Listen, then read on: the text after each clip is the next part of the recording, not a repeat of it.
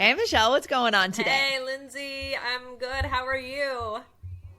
I'm excited to be on YouTube today, talking to you, able to see you on the video. So we have a different kind of a chat today. So guys, if you want to check us out on video, go over to YouTube and search for the All Ears English channel. Cool. Absolutely, guys. So we are now in 2022. So Oh my yeah, gosh. so happy 2022. So we want to take this episode to really talk about how you can enjoy English in the new year. How you can enjoy English in 2022? What is something fresh you Yes. can do to make it fun for you, to make it not like frustrating or boring, and I don't Yeah. know. But how do you feel to be in a new year, Lindsay? I feel good, but you're right, Michelle. The last couple of years have been long years for every single person in this entire Yes, world, right? it's true. We can all share that. Yep. It's been 2 years of an intense public health crisis, nearly 2 years, Michelle. And I think we all need a little freshness, a little fun and freshness.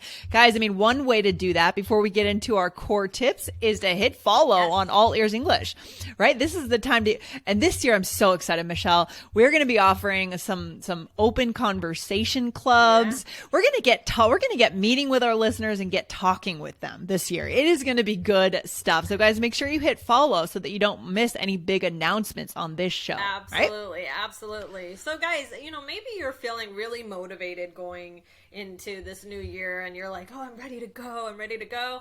But let's be honest, maybe you're feeling tired or maybe a little frustrated about learning English and you need a new way that you can enjoy it in the new year. Yeah. So, I put my thinking cap on. And Cool. Thank you for that. Sure. And what does that mean, Lindsay? A thinking cap? I love that term, by the way. This term reminds me of school, being in school, where the teachers would say, put your thinking caps on, kids, Yeah, right? It basically just means that you focused in, you came up with some ideas, you channeled your mind, right? It's this idea, but we're gonna actually take some time. I like it because it's just like a visual thing. Like I feel like just saying putting your thinking cap on puts you in that It's mindset. very cute. It is cute. It It is really cute. reminds me of school. Yeah, for sure. Yeah, for sure. exactly. So, we're going to give you a fun idea today. So, guys, sometimes the way to enjoy something, and maybe this sounds like counterintuitive in a way, but is to make a plan. Why, Lindsay? Why would that be enjoyable to make a plan? I mean, it's just like I have some people in my life who like to run marathons. I myself don't, but they set a goal, they set a date, and then they set up a plan. And that makes it so much more enjoyable because, in a way, you have accountability, right? Which actually, and for me, there's something about ticking the box of achieving something in the day. It's like achieving my task. I've done my task. That is actually enjoyable, right? Because I know I'm working towards a bigger goal, whether it's to run that marathon or to be fluent in English. Right. Exactly, exactly. I mean, I feel like it's motivating to have a plan and it gives you something to look forward to. Like, I mean, we've talked about this, Lindsay, before, just like having a list of things and then you cross off the list and you start to feel better. Yeah. So it's motivating like in that way. But if you have a plan or something that is fun to look forward to in your learning, that's different. And also like there's That's a huge. finite amount of time. So we're going to be talking about making a monthly plan, right? So this is what I'm doing Okay. for this month, this is what I'm doing for this month. Now, of course you can cater it to whatever works for you, but this is our idea for today. So, yeah. Yeah. Yeah, when it comes to goal setting in general, I think 1 month kind of checkpoints are really good. I think in business, it's the 3 month checkpoint. It's the quarterly checkpoint is really good for a business. But for a person, if you have a personal goal, guys, a fitness goal, right? That's a fantastic amount of time. 30 days. Perfect. 30 days. So yeah, our suggestion for today is to make themes for your months. Okay. So number one would be to take out your calendar, get a calendar. If nice visuals help you, do that. Some people would just like put something on their phone, but some people like, I don't know, you see sometimes people like do beautiful artwork on a calendar, and we've talked about this on another episode about making English fun, getting fun headphones to listen to things, and Yeah. sometimes Yeah, I that like that. kind of thing can motivate you as well. So if you want to make it pretty, Make it nice. Make it pretty. Exactly. Yeah, that's for sure. Yeah, I remember talking about like the gratitude journal, right? Yes. We talked about that, and having a nice like leather bound journal, maybe with your initials engraved. I mean, if you want to go crazy, right? It's like if you're someone that really takes pleasure in the aesthetics of life, and I know many people are, then go for that, right? Make it aesthetically beautiful. Right.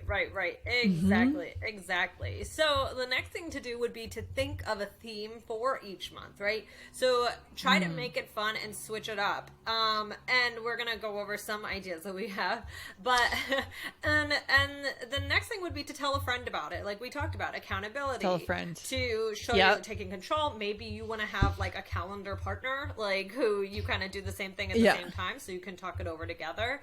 What do you think of that, Lindsay? Having a theme for each month, like a fun theme. I love it. It also helps us focus, right? If we can just be, this is the only thing I need to do this month. It's learning with music, for example. We're going to talk about that in a second. So I love anything that helps me focus because I personally am so scattered. If you look at my to-do list, I've got like 100 things, and sometimes I'll be in the middle of one task and I'll remember I have another task and I'll cut to that other task and then I'll come. It's insane. It's nuts at this point. So I need focus, Michelle. But before we move on and explain some suggestions, right, for the first 3 months, I actually want to ask you a bonus question here, Michelle, vocabulary wise for our listeners. Are you ready? Okay, here we go. So why did you say try to make it fun and switch it up instead of saying try to make it fun and switch it or switch it around? I mean, let's talk for a minute, just a second, for our listeners about that. Okay, well, switch up something. I mean, or to switch it up, right? That's like a great. It's a great chunk, right?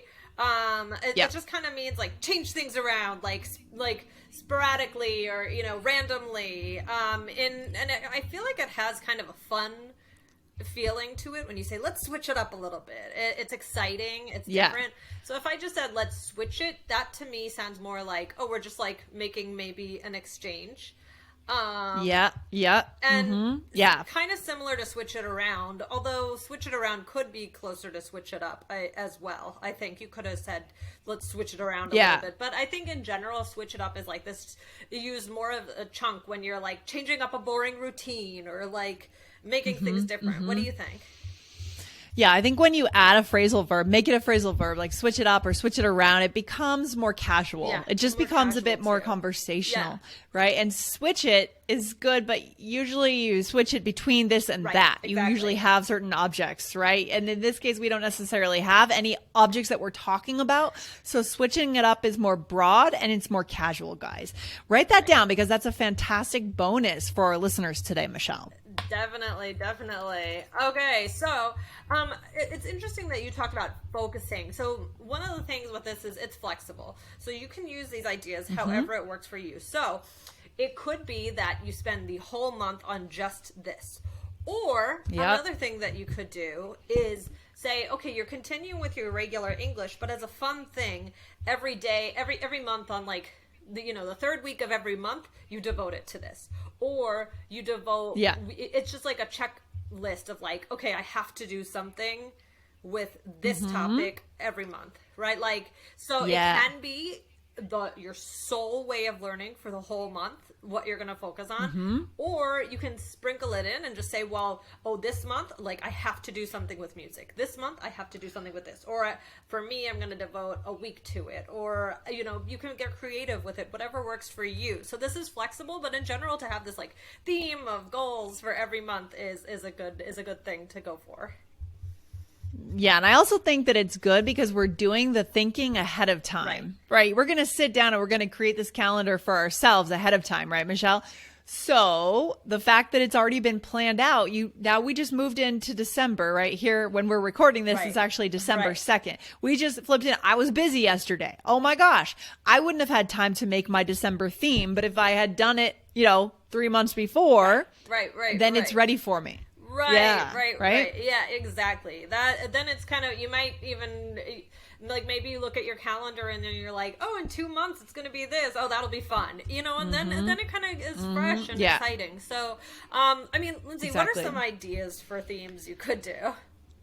Okay, so the first idea is Jazzy January. And Michelle, you came up with these ideas. I'm loving these titles. They're so fun. And I feel like we have to do something else with these titles. But Jazzy January, you could make this, for example, guys, a month to learn with music. For example, the one task is learn a song in English. And what do you mean by learn a song in English? What are we going to do? Well, you could learn how to sing it. You could learn the lyrics. But one thing that I would encourage is to go through with a song and actually pick out some new words. Pick out I know it doesn't sound fun, but maybe there's a grammar point in that song that like you realize is repeated over and over. And you could choose a song that you love already. And say, okay, now I'm actually going to analyze this song. Like, what things can I learn from it that I didn't think about before? Or you could choose a completely new song. Yeah, so we're using the song as kind of the material, right, Michelle? Yeah. Okay, what's the next one? The next one is you could do Foodie February. I like to work with fun things, like fun titles, like learning with food. So this one you could say, okay, this month or 4 times this month or whatever it is, I'm going to focus on cooking something in English, or I'm going to focus all of my English learning for this month will be around food. So any learning I do, like the topic is food. So it's up to you how you want to structure it. I love it. Yeah, that's so good. And by the way, February is a great month to do that. In the US, it's Valentine's month, all right? So a good month to bake, some kind of baked goods for your sweetheart if you want to, guys.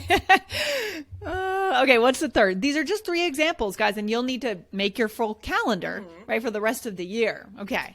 What would be the third? The third one is march your way to mastering grammar. So maybe you're going to say, okay, this month I'm going to buckle down and I'm going to think about grammar this month, right? And you can do that however you want. So, you could say this month, my goal is to, I notice sometimes when I'm speaking and I'm telling stories, I tend to switch in the present tense. So maybe you're saying, no, this month I'm focusing on telling stories and making sure that I'm using the correct tense.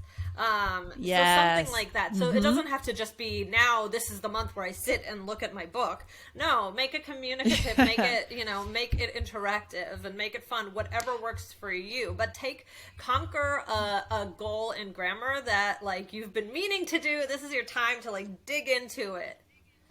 Yeah, we're going to choose just one grammar point then, you think? You mentioned, telling stories in the present tense.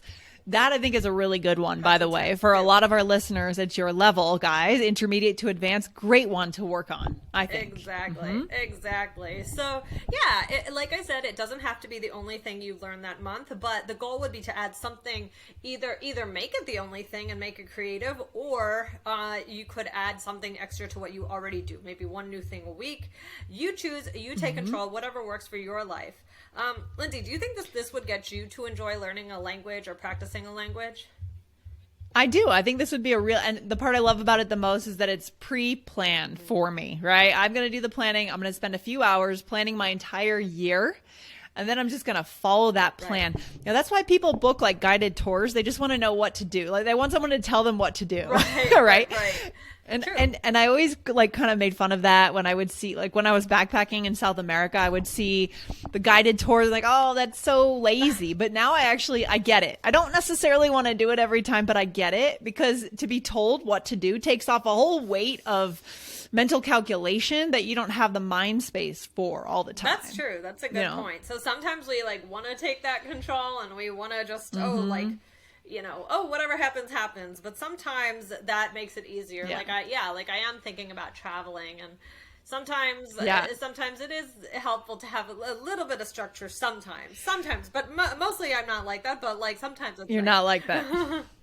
When you were traveling and you've been to some fun places like India, Japan, I mean, you lived in London. Did you guys do any guided tours or was it all just self-guided, 100%, dig in, talk to locals? What kind of traveling did you do? We usually do some sort of walking tour. And like I've talked about before, like a cooking class or something like that. But as a kid, I did with my family. We would go on we did like a 2-week tour, like a formal tour of England and France, and and that like I haven't done anything like that as an adult, but I wonder what I would think of it now. When I did study abroad in London, there were sometimes like weekend excursions for the students where we could go. Yeah. What about you? Right. Yeah, no, I've never been a big fan of like the law. Like 2 weeks with the same tour group and the same tour guide would drive me nuts, right? It would just make me crazy. We do more like the walking, like the free walking tours or like a food tour. Food tours are fantastic. Yeah, we did a food tour too in Italy. Yeah, we did one in Phnom Penh in Cambodia, which was so cool because we ate so much food. But it's a really cool way to see the city, and you end up meeting a local inevitably. Right. The person's a local. Yes. Fantastic hack. So anyways, we went from calendars to food tours today, but this has been really good. Michelle, is there any simple takeaway for our listeners today? Guys, motivate yourself with some plans. You plan now, party later. That's what I'll say. You know, like plan now, take a little bit of time, like a creative seed, like what do you want to do? And then you'll be able to enjoy that and look forward to it. So make sure that, use our suggestions and come up with other things that you know that you're going to like. It could be with TV shows, it could be whatever it is. Like some goal for each month that is gonna, when you get to it, because you're making the plan. So it better be something that you like, right? Exactly. So you should know like, oh yeah, when I get to that, that'll be really fun because blah, blah, blah, blah, blah. So choose something you like, motivate yourself to enjoy English in the new year. I love it. So good. Plan now and party later. Fantastic. So good. So good. Such a good way to get a head start on 2022. Guys, remember to hit follow on this podcast so you don't miss any of the All Ears English episodes the entire year. And Michelle, I'll see you very soon. All right. Take care. All right. Bye, Lindsay. Bye.